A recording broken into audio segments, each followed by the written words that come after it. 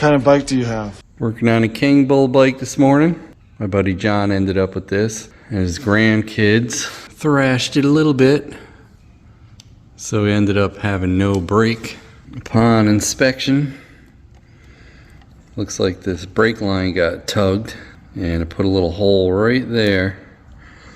Not only did the brake line get tugged, but the wires got tugged to the brake light, so it actually stripped them from that tie wrap. So I individually taped them off and then taped all of it. I didn't feel like cutting it and putting a shrink wrap, but I may put some wire loom like that to protect it. But I tie wrapped it up really good so it doesn't get caught again. So this is my first time doing a brake line on these. So I bought a brake kit with a bleeder off of Amazon. Got some brake hose with some connectors. Also some mineral oil came with this kit. And some pressure bleeders, some adapters. Gives you some gloves, some directions, a few tools. So I've never done this before. I don't know what some of this stuff is, so we'll see how it goes. So these pucks are for the calipers, so it doesn't push the calipers all the way out, so you can bleed out that caliper and get it ready. First we'll start by cutting all the tie wraps to get this brake line loose, so we can hook the other brake line to the end of this and pull it down through the frame. Had to cut these tie wraps too. Came with this little wrench. I think I'd rather use my own wrench. Definitely rather use my own wrench. That was pretty tight. Oh, it's in there pretty good, huh? There it is. Morning, John. Good morning. Getting her done.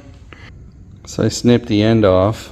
I put the two together and I run the tape long ways and wrap it around so it has more strength to pull through.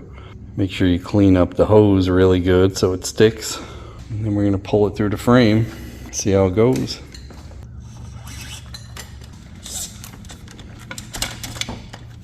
Not good. So I guess we'll have to open this up. Manually feed it. Well, that wasn't too bad to get it down into there. I gotta get it back. That was pretty easy. I have to put a new tie wrap there. Then we'll run that all the way over. Make sure we have enough over on this end. Take that fitting off. The cable comes with two different size ferrules in here. See which one fits it best. Piece I cut off looks like it has a brass one, so we'll probably go with that. Takes a little bit to pull that out, just like on the master cylinder side. Had to cut that tie wrap in the back, and now it's loose. Yeah, I'd say it had a hole in it. I get your nut, your ferrule, and I don't know exactly what the name of that piece is. And no, these ferrules are not reusable. Once you squeeze them in there, you'll never get this off the hose. So now you get something fairly hard to push against that to get it in there. So I got it in there, pushed it against the side of this. It does take quite a bit of force. They do make a tool for this, but I got her. So let's get that all inside the brake caliper. Tighten it down and crush that ferrule. Put all the zip ties back in place. And we'll get to the front part now. Tie wrap that bundle of cables and brake hose together. Then we'll measure this out and cut it off. Get all your pieces on there, your strain relief, your nut, and your ferrule pieces, and shove that in there. Like I said before, it's pretty hard to push that in there, but if you have pretty good power in your hand, you could push it. Put this in there and tighten it up. Remember how tight it was when you took it off? Make it about that tight. I don't know what the foot or inch pounds are. And then put your little relief over that, and it's bleeding time. I had to move the shift select on this because it was in the way. Fill is actually right there on this master cylinder. And this does take mineral oil. Some of these do take .4. Just make sure before ordering the parts you need.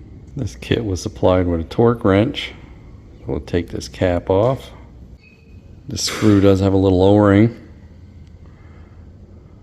Found a bleeder piece that looks like it's about to match. Yep, fits pretty good. Snug that up. Now we're gonna loosen this so that that is straight up and down. Now we put our little reservoir cup up here, and that has a little stopper so you can fill it up. Now we have to remove this caliper, take these brake pucks out, find the proper spacer to go in there. Pay attention to what spacers you have, because they got to go back when you put it back together. Just notice these spacers.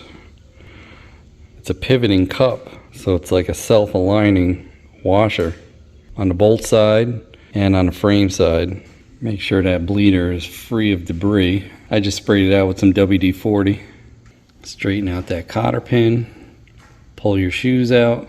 Make sure you remember what side brake pad was on the caliper, because it's already worn in. Now find the spacer puck that best fits your caliper. This one seems to be the one for there. Take that screw out and put the fitting in there so we can hook the syringe on and suck it out. Each one of these 2 syringes come with an extra seal here. Hook everything up with your hose. Now we're going to go fill up that reservoir. It says to put 20 milliliters of brake fluid in there. And these are 60 milliliters each. Do it to about there. I don't know what that is, but it's more than 20. I'm going to pull my little stopper out. Leave it like that. And then come down here and start sucking it out. Well, it's starting to come through just when I was finishing it. So I'm going to go put that little stopper back in. And I can come down here. We'll take this off. So put that screw plug back in. And that's what's left over that bled through. I believe they put that puck in there so you don't get oil all over your brake shoes. Put your cap back on, tighten it up, put your shoes in, put your caliper back on. Don't forget to bend that cotter pin so the shoes don't fall out. Now we're going to take the syringe and suck everything out of here as much as we can. First we'll put the excess stuff in here since it looks nice and clean. Now we'll suck this fluid out. Pop this out of here. Oh, we got brake. Look at that. Look at that. That's good brake right there. Now we can remove this, put that screw back in there.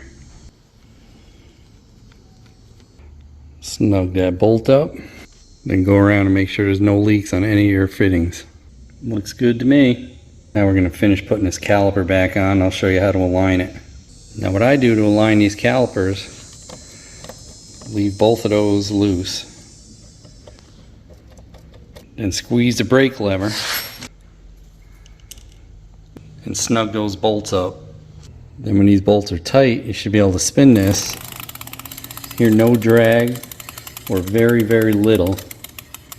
That's perfect. So now the brakes work. Very nice. I'll put all your stuff back, tighten it all back up. So the hose that comes with the kit, this is what's left over. So they give you just enough hose for one fix, but there's plenty of brake fluid and everything else to do several.